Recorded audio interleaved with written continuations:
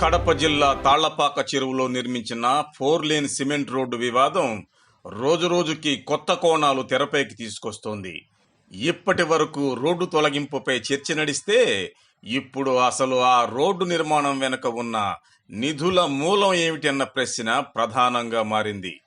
చెరువులో వేసిన రోడ్డుపై బాధ్యత విషయంలో పరస్పర విరుద్ధ ప్రకటనలు సందేహాలను మరింత పెంచుతున్నాయి.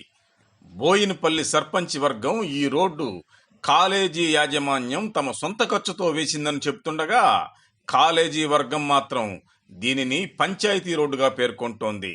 ఇద్దరి మాటల్లో తేడా ఉండడంతో అసలు నిధులు ఎవరివి అన్న ప్రశ్న ఇప్పుడు ప్రధానంగా మారింది.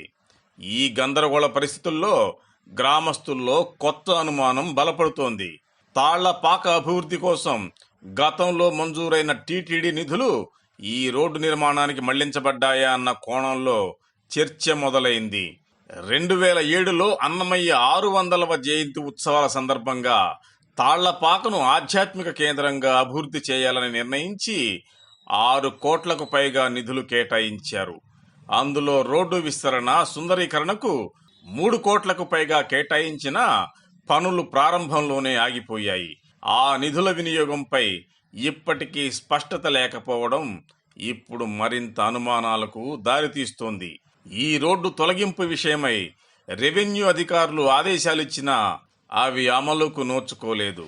అంతలోనే కేవలం రోడ్డు తొలగింపు సరిపోదని, నిబంధనలను తుంగలో తొక్కి రోడ్డు వేసినోళ్లు ఎవరో తేల్చాలని స్థానికులు అభిప్రాయపడుతున్నారు. దాంతోపాటు ఎంత ఖర్చయింది, నిధులు ఎక్కడి నుంచి వచ్చాయి అనే కీలక ప్రశ్నలకు సమాధానాలు ఇవ్వాల్సిన బాధ్యత ఇప్పుడు అధికారులపై పడింది. మొత్తానికి రోడ్డు తొలగింపు కన్నా ఆ రోడ్డు వేసిందెవరు, డబ్బు ఎక్కడి నుంచి వచ్చింది అన్నదే ఇప్పుడు తాళ్లపాక, బోయినపల్లె ప్రజలతో పాటు అధికారుల్లో కూడా పెద్ద చర్చగా మారింది.